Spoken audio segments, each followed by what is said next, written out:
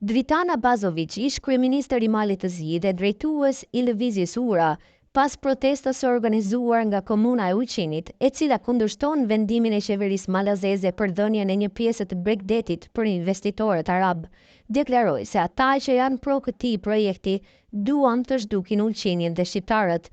Është një proces jashtëzakonisht jo transparent kundër çdo ligji dhe me shkelje kushtetuese. Mendoj se pas kësaj shndron një korrupsion i madh dhe ne jemi unifikuar në Ulqin për ta mbrojtur Bregdetin ton.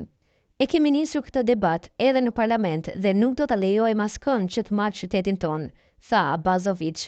Partitë që janë pro këtij projekti kanë dy rrugë, ose ta zhdukin Ulqinin dhe shqiptarët, ose të jenë në anën e qytetarëve. Ne në parlament do të bëjmë një fushat të madhe, mendoj se në fund do ja dalim për të mbrojtur Ulqinin ton, shtoi ndër të tjera Dritana Bazović.